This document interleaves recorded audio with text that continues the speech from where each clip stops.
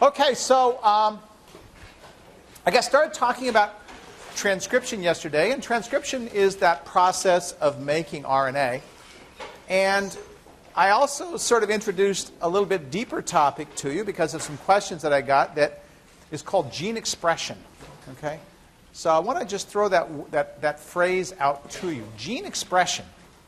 Okay, so gene expression is something that you'll hear people talk about. And gene expression is very important because what does the term literally mean? Well, a gene is being expressed. A gene is being made. All right. So if I have a gene, which is a section of protein, a section of DNA that codes for protein, then expression of it means that ultimately I'm going to be making that protein. I make RNA, and then the RNA is going to be made into the protein. So what's the big deal?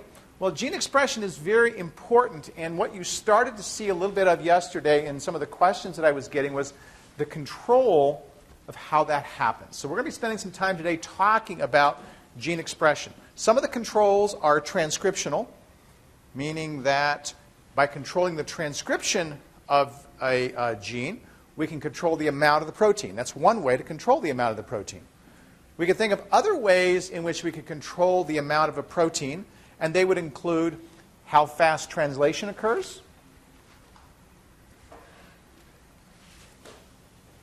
they might include how stable a protein is. Someone just before class asked me about proteins being broken down. So proteins have what are called half-lives, how long they exist in the cell before the cell chews them up. Okay? So there's a variety of ways, and I've just given you two simple ones there, but there's a variety of ways that cells have of controlling how much protein that they make. And we're going to see a couple of them today, and I think you'll be kind of fascinated at the simplicity and the complexity, okay, at the same time. There's simple systems for doing complex things, and that's kind of a neat thing to see. Okay. Well, yesterday when I was finishing up, I told you about rho. So let me tell you a little bit more about rho here to finish that story. So here is where I was at yesterday, and I described this termination system as climbing up a rope that somebody's letting the rope out on. All right? So here's the rope that I was talking about, and the further this RNA polymerase moves to the right, okay, the more rope is being let out, and so rho is climbing that rope. And it seemed a little confusing because I said that rho was moving faster than the polymerase, and in the interest of time I said that, but in fact it's a little bit more complicated than that. So I need to explain to you what's happening with that.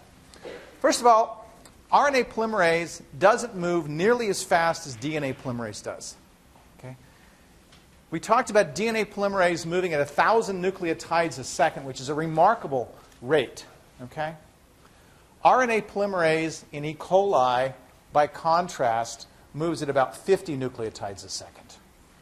Not nearly as fast. Yeah, it wasn't a question. You're scratching your head. Okay. All right. No need to apologize. Scratching your head's okay. You know. So it's not nearly as fast. All right. It turns out that translation, we'll talk about, occurs at the rate of about 50 nucleotides a second also. So we see in E. coli that transcription and translation are occurring at roughly the same rates. Okay? And there's some very good reasons for those to happen like that. Right? So the polymerase this tells us, first of all, that this RNA polymerase is really working very different than the DNA polymerase is. The DNA polymerase has got this helicase all set up, and it's got the gyrase set up, and it's really ready to go zipping through that DNA, and it has to. The reason that it has to is because there's only two DNA polymerases. They're starting at one place and going all the way around that circular chromosome, and they're literally in a race because they've got to get that DNA replicated in time for the cell to divide, and in an E. coli cell, that's about 20 minutes if there's plenty of food available. Okay? So they've got to go through 6 million bases in 20 minutes. Okay? For transcription, RNAs, as I said yesterday, are shorter, so there's no need to race, number one. And number two, based on what I'm going to show you here, that race would actually be counterproductive to efficiency. Okay? What does that mean? Well, here's this row. It's climbing up here. What I'm going to show you is that termination by row does not happen at a specific place. Okay? It doesn't happen at a specific place. Yesterday with factor independent, we saw that it happened right where that loop, that stem loop happened, and it kicked the butt off, and that was it. This isn't what happens here. Yeah, question? Can you make more than one protein out of this process, or is it one? Very good question. Can you make more than one protein out of this process? The answer is yes, you can. Because an operon may have several genes on it, okay? And making each of those is important. So yes, you can do that. Okay. Well, what's happening here? All right. So the RNA polymerase is working differently than DNA polymerase. Instead of just going zing through there, it's going like this. Did it, did it, did it. And in some cases, it may even back up a little bit and go like this. Okay? It goes in what we call fits and starts. All right? So it slows down, it goes faster. Well, when does it go slow and when does it go fast? It goes slow when it hits a GC-rich region. Because why? Those are harder to pull apart. So it gets there, and it slows down. It takes longer to get through GC-rich regions. In the places where it's in GC-rich regions, Rho is moving faster than the polymerase. When it's in AT-rich regions, well, they're probably moving at about the same rate. So guess where Rho is going to catch the RNA polymerase? In GC-rich regions. Okay? So what we see is the termination site is not one specific place, but it's usually a range of sites. If RNA polymerase is moving through like a bullet, that means Rho has to move through like a bullet. And the place where it catches the polymerase may vary a lot, because that bullet may have a chance to move a long ways before Rho catches it. So this leads to a much more efficient means of transcriptional termination, because it's going slow enough that Rho can catch up with it eventually. And when it catches up with it, what Rho does is it grabs the polymerase, like I said, it lifts it up, and it kicks it off the DNA, and everything falls apart. The RNA falls out, and it can be used for translation. Okay? Questions? Yeah?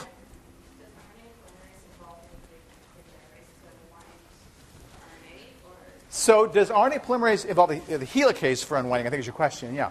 So RNA polymerase in E. coli doesn't have an elaborate system for unwinding DNA strands. No. Okay? In eukaryotic cells, there is a protein that's involved that has some helicase activity, but even that isn't unwinding at nearly the rate that we're seeing for DNA replication. Okay? Okay.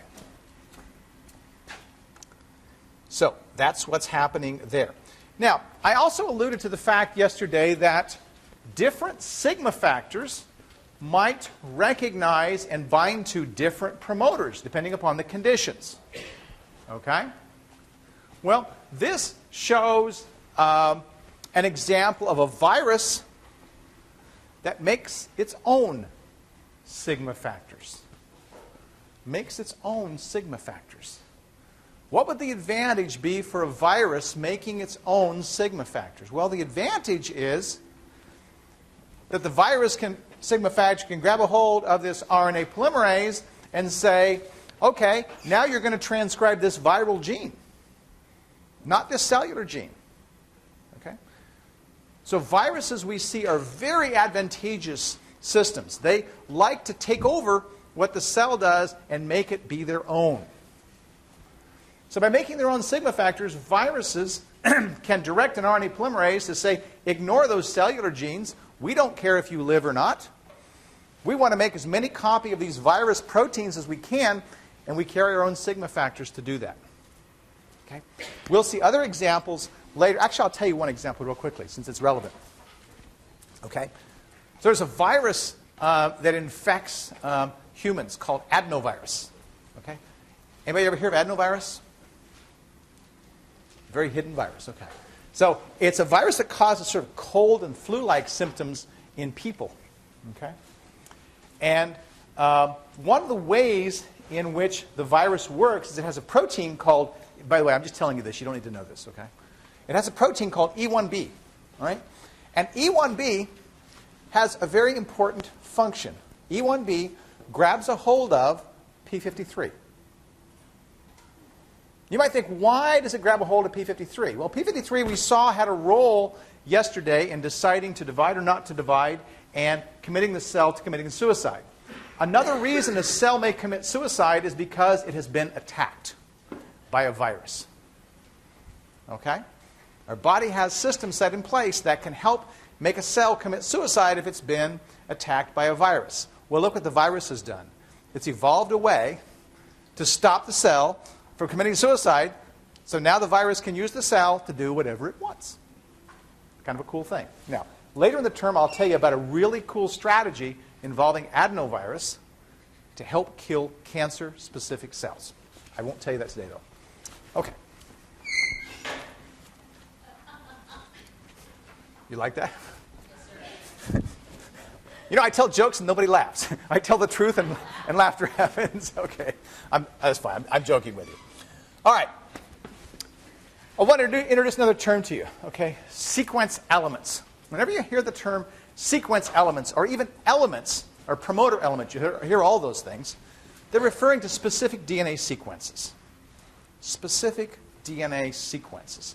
You've already seen some examples. Those promoters that we talked about yesterday, the Pribno box, the -35 sequence, okay, those guys were sequence elements. And all that meant was that they were just specific sequences that had a function. That's all they were, specific sequences that had a function. And you can see here is a bacterial promoter with several sequence elements identified.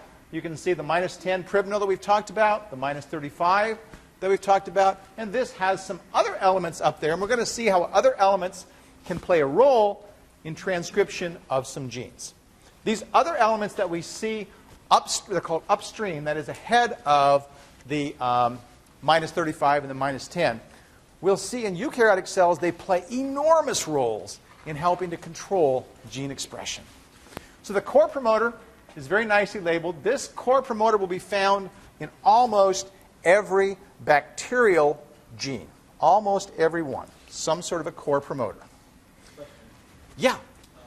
On the bottom of the graph there, Yep. 5' and 5'. Oh, 5' to 3', yeah. Which one's 3'? This is 3' on the right. I'm sorry. So I had some wonderful students that I got to make these figures for me. And as you can see, I haven't been able to proof them as much as I should have. They're not scientists. And so to them, it all is gibberish. And so they actually do a pretty good job of getting to it. But there's places like that where I should have caught that. I apologize. Yeah. And believe me, I have looked at them. But it's something like staring at something, you don't see it sometimes until you're in front of a group of people. All right. So the last thing I want to say here is we have these core elements. All right. These other elements that are up here are variable. Some genes may have them. Other genes may not have them. And that sort of makes sense because that allows for some fine-tuning about whether or not a gene is going to be transcribed into RNA. So these other elements outside of the core promoter are quite variable from one gene to the next. Okay. So let's look at the most studied gene in molecular biology. This gene that you see on the screen is a part of what's called the Lac. It's not a gene, it's actually a set of genes called the Lac Operon. Okay? So an operon is a collection of genes. I want you to think about that when you hear that word. And this collection of genes includes 3 genes that help E. coli cells to break down the sugar lactose. Okay? Helps E. coli cells to break down the sugar lactose. Now, I'd like to think about this for just a second. Okay? E. coli, swimming around in your gut. 90% of your poop is E. coli. That's why poop smells like it does. Okay? E. coli has a pretty good existence. It floats around there, you feed it all the time, and the food goes through, and blah, blah, and E. coli gets its thing. Well, what you eat varies. It varies a lot. Okay? For a snack, you might be having cookies, which has plenty of sugar, maybe some fat. You might be eating a steak if you're a non-vegetarian, tofu if you're a vegetarian, full of protein. And you might wash it down with a glass of milk. Or you might not. Okay? Well, milk is the source of lactose. Lactose is called milk sugar. And you have it sometimes, you don't have it other times. There are 3 genes that E. coli needs to break down lactose. Okay? They're part of the Lac Operon. And if you think about it, when I'm not drinking a glass of milk, if E. coli is making those genes, it's wasting energy. It doesn't need to be making those genes.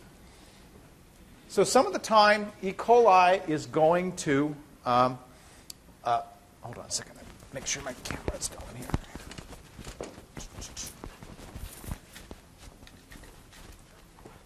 Yeah, okay. Every now and then I forget to turn it on. I'm always paranoid I forget to turn it on, but it's on. All right.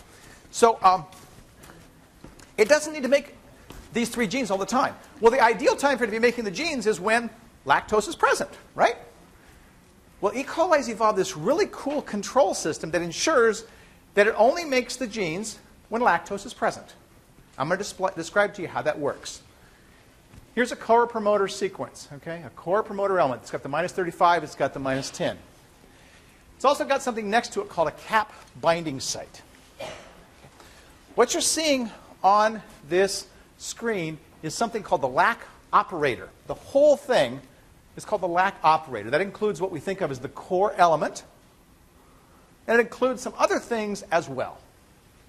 Okay? So the Lac, L-A-C, operator. The Lac operator. How does this work? Well, it turns out that in this region right here, okay, there are not only RNA polymerase that can bind with its sigma factor, but there's also a protein that can bind right here across this junction.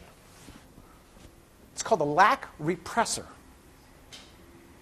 The Lac repressor. That's a protein that recognizes a sequence right here and binds to it.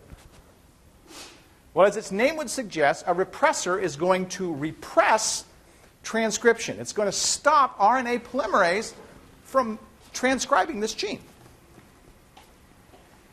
Okay? It's going to stop RNA polymerase from transcribing this gene. Well, how does it work? Well, it works very simply. The Lac repressor, when there's no lactose present, binds right there, and when it binds, it covers up the region that the RNA polymerase wants to recognize, and the RNA polymerase can't bind. Yes, sir? The numbers, again, could you explain that? Sure, the numbers, okay. So the numbers here, +1 is the transcriptional start site. Okay? The negative numbers refer to the region ahead. So the -10 sequence, for example, the Tata box, the Pribno box would be about right here. The -35 sequence would be about right in here. And these are just further ahead. Does that make sense? Yeah, back here. So the stuff you were showing on the previous slide, is that included inside that -3 to -38 window? Okay, so let me go back to the previous slide and make sure I forget which the previous slide was. So that was the here? Yeah. Yeah, okay. So this is just a general thing for all genes. So here's the -10, here's the -35. So we'd be looking at something like this for that one element, and then the other up here. This is, this could be, one specific gene. This is not the one I'm referring to in the next slide. Is that part of the confusion? Yeah, I was wondering if that second slide that we were just on is building off of this one, that's all. Yeah. So the -10, -35, yeah, those are the same. Okay. Yeah. Okay? Actual transcription is going from left to right on this. That's correct. Transcription is going from left to right. Exactly. And it's going from left to right on the next one also. Okay? So we look here, and we're going from left to right. So the RNA polymerase, when it works, is going to bind right here. It's going to open up the strands, and it's going to move to the right. Okay? So Yeah. the Lac repressor covers up the region where lactose wants to bind? Okay. So good question. So the Lac repressor is covering up the region where the RNA polymerase wants to bind. A special RNA? Nope. The only one the cell's got. Yeah. Okay. So remember, the RNA polymerase wants to bind in here. There's the -35 region in here. It's going to open up the -10, and then it's going to start copying. So this is prime territory for where the RNA polymerase wants to bind. Okay? Is that your question? No, I have a question that you might be getting to. Okay. So the Lac repressor binds there. What binds at the repressor binding site? This is the repressor binding site. This. That's labeled. There's something. What is that labeled? The repressor binding site. Oh, On the oh. blue area. Okay. Well, to be honest, actually, I see your confusion because I've got the wrong end of the gene. Rewind. Okay. So this is, let me get that right. I hate it when that happens. You know, you get up in front, you just said something completely backwards. Okay.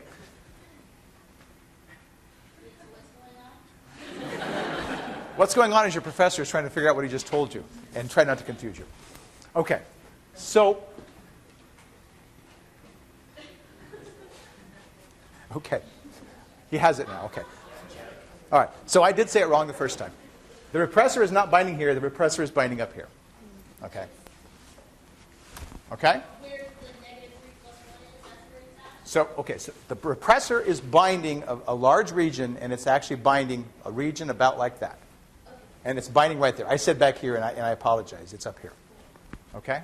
But it's still moving from left to right? So it's moving from left to right when the polymerase is moving, but it's competing with the polymerase. The polymerase wants to bind in this region too.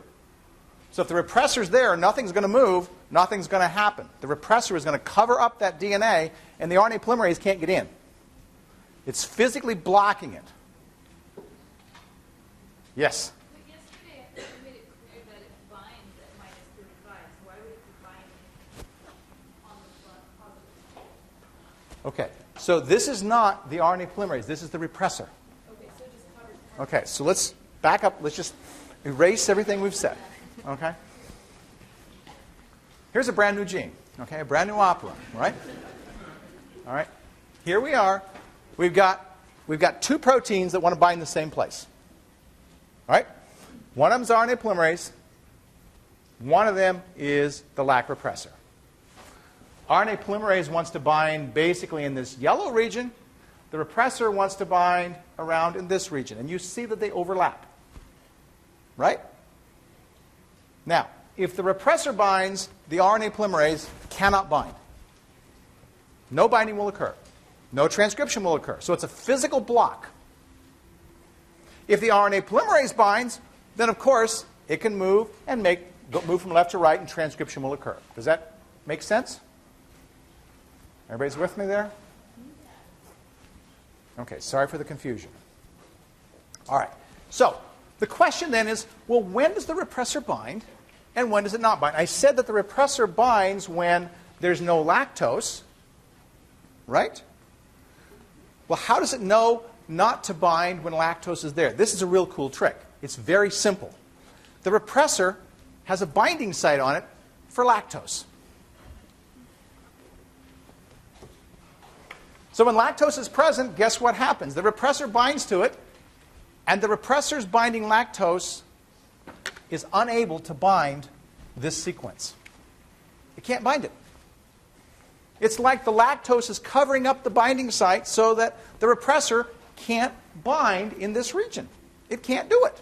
Yes, sir? Okay, so would this be, I mean, we've drawn stuff in enzyme, which is kind of weird, but it would be like if we were to put it in enzyme terms, like a competitive or non-competitive inhibitor, kind of sort of weird. Okay. So he wants to. His question is, can we look at this sort of like a competitive or non-competitive inhibitor? If we were to do that, the only analogy, and I don't want to do that, but the analogy I would make is that lactose is competing with the repressor for the DNA binding site. All right? But you'll get confused, I think, if you look at it that way. So I'd prefer to think of it as when lactose binds, it covers up the DNA binding site. It's just covering it up. So now the repressor can't bind to DNA. Okay? So we got another block. When lactose is present, the repressor can't bind. RNA polymerase then can bind, and transcription can occur.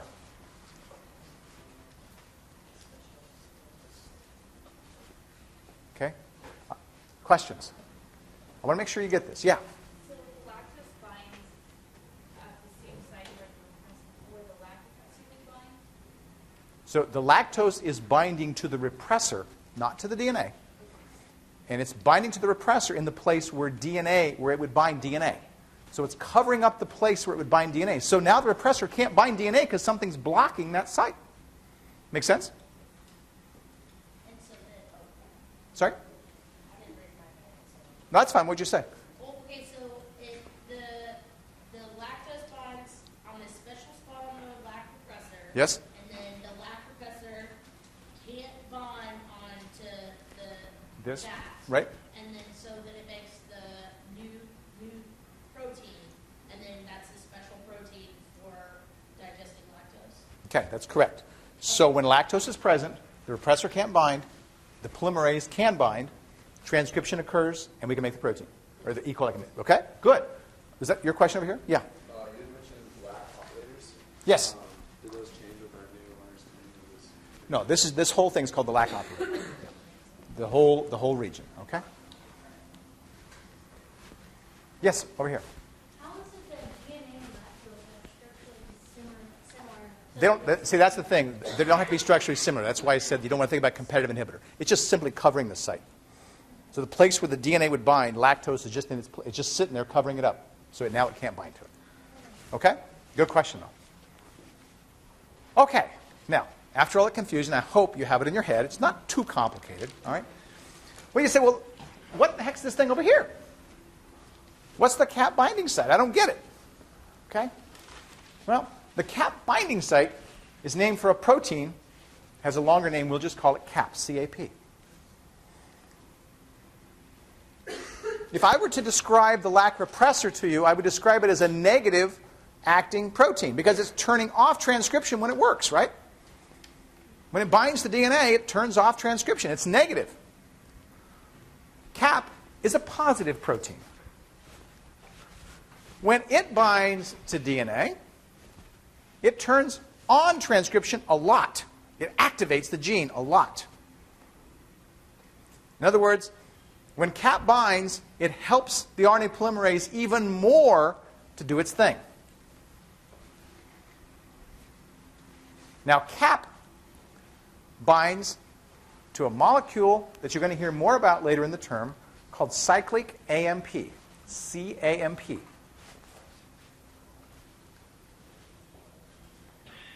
Okay. Yes. So CAP is a protein that's binding right here, and it binds to a molecule called CAMP, cyclic AMP. It's a special molecule that cells use to basically send a signal. We won't talk about the signal here. You can think about the signal as being, I'm out of energy, if you want to think about it that way. Okay? When CAP binds to cyclic AMP, that's the only time it can bind to this binding site. In other words, in order for CAP to bind, it has to bind to cyclic AMP first. When it does bind, it favors the RNA polymerase getting on here and doing transcription. Now, the next question you may be thinking of, if I haven't totally confused you, is, okay, Kevin, the repressor binds over here. CAP binds over here. Can they both bind at the same time? Yep. What happens if they both bind at the same time? Who wins? How many say CAP? How many say repressor? Repressor wins, yeah. You're brave, that's good. So, okay. The repressor wins because it's covering up this region, and the RNA polymerase, even though it's been helped, can't get through there. Now, this is a fairly simple system. Lactose is present. The repressor can't be on there. Lactose is absent. The repressor is on there. The repressor being on and off is the major determinant about whether or not transcription occurs. All that CAP does is enhance it. It'll turn it on a lot. Okay? But even if CAP's not there, the RNA polymerase can get started in making this operon. Okay. Yeah? Will CAP bind when there's a lot of lactose? Will CAP bind when there's a lot of lactose? CAP will bind primarily when there's not much glucose. Yeah, that'll confuse you, so don't sweat that. I'm answering your question, and I don't want to throw that out there as another thing to learn. But CAP will bind primarily when there's low glucose, because that's when cyclic AMP will be made. Okay? So remember I said that cyclic AMP was saying, hey, I'm out of food, I'm low on energy, and so I'm out of glucose. That's what's happening there. Okay? Okay. Now, what we will see is that cells use all kinds of mechanisms of being able to make genes when they need them and not make genes when they don't need them. So I hope from what you've seen from this that cells have, these E. coli cells are making the lactose operon when they need to break down lactose. They're not making the lactose operon when there's no lactose present. When there's no lactose present, that repressor is sitting right there saying, don't do anything. Okay. Okay. Blah, blah, those figures will confuse you. Okay.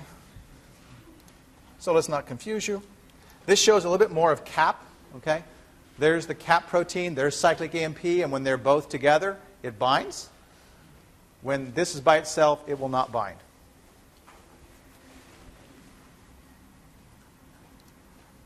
Okay. Now let's look at a little bit more complicated one. Oh boy. This one I'll try to get right the first time, so it's less maybe it'll be less complicated than the last one. All right.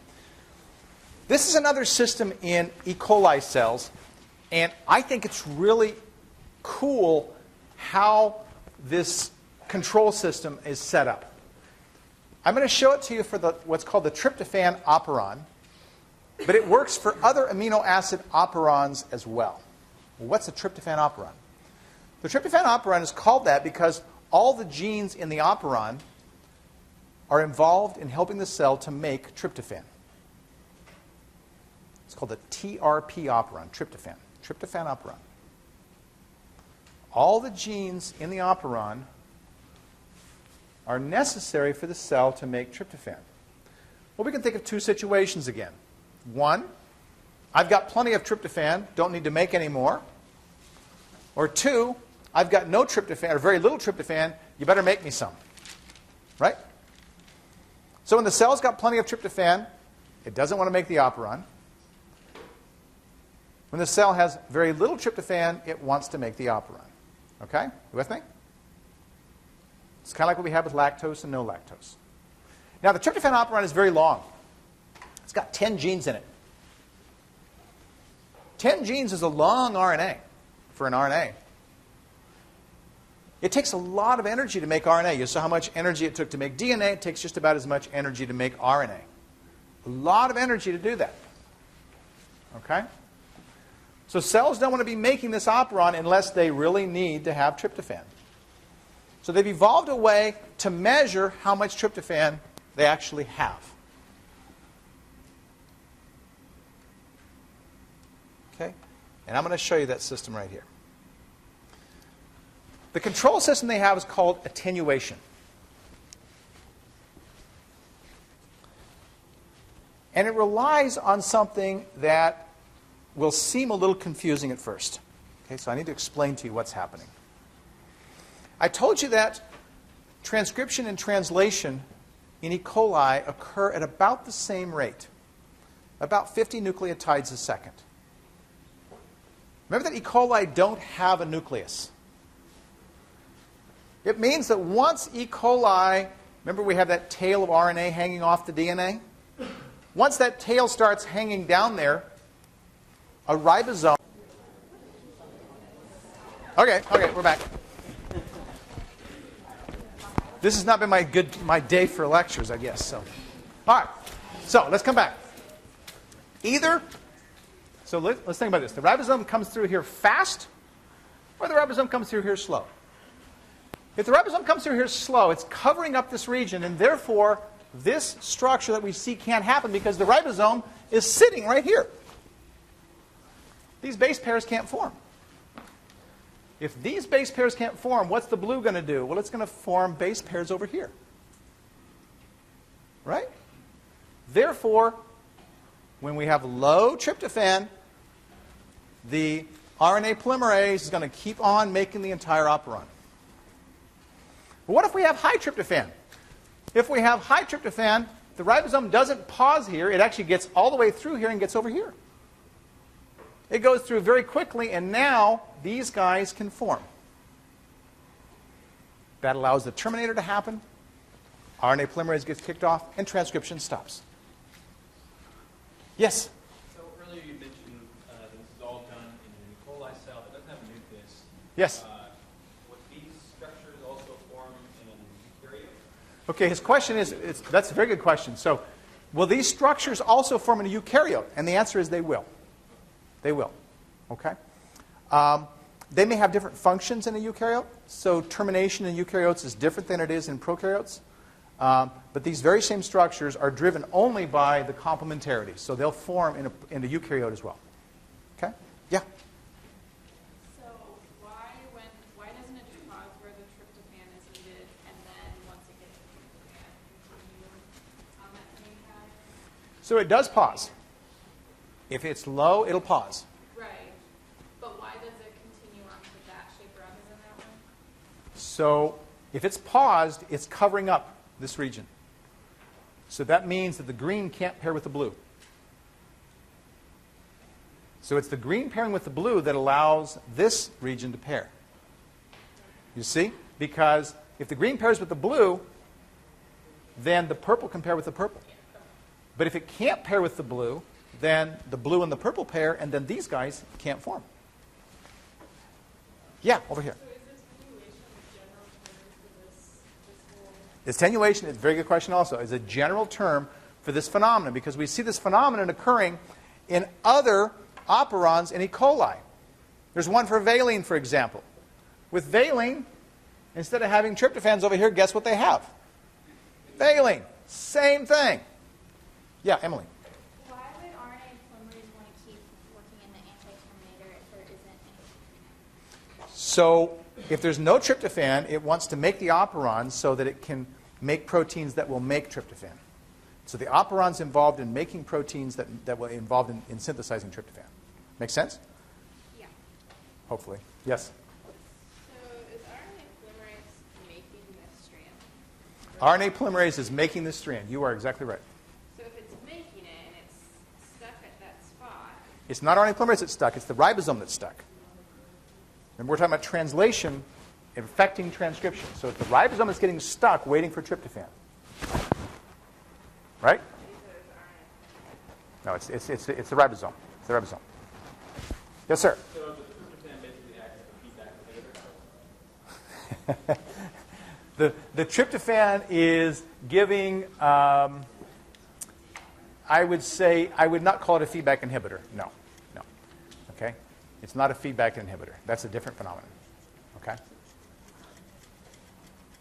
All right. So we're hitting a lot of stuff today, a lot of mechanisms.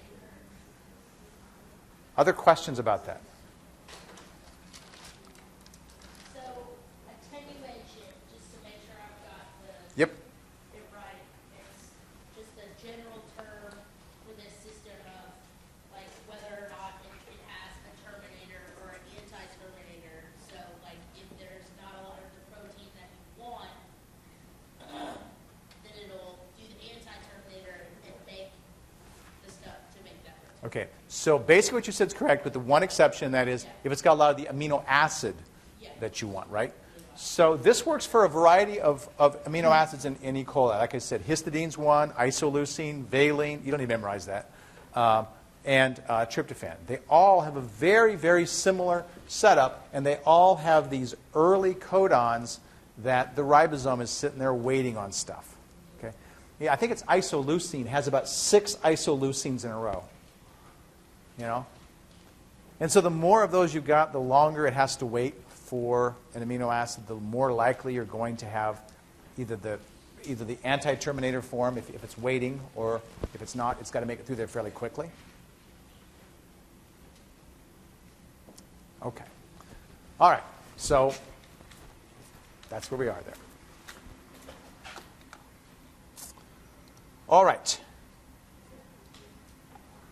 That depicts it in another way. Let's see. We can talk about eukaryotes tomorrow. Why don't we do a song? A little comic relief. Okay. Frosty the Snowman. Ready? Phosphodiesters are the bonds of RNA that support a ribopolymer made of G, C, U, and A. The RNA polymerase binds to a Tata box and copies from the template strand all along the way it walks. Initiation of transcription thus proceeds. From the closed to open complexing in the DNA it reads.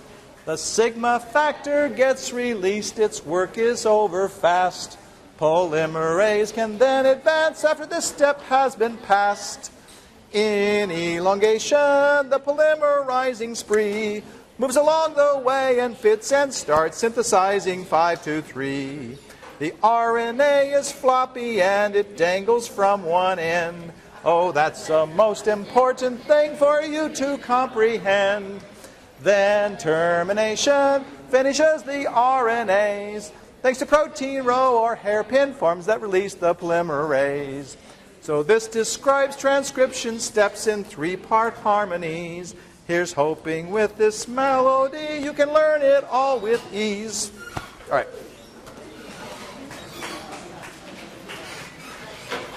I think I'm just very confused as to. Yep. We can let's just say. So, Then attack is this me. comparable to a Lac Operon? Because I have it that. No. Okay,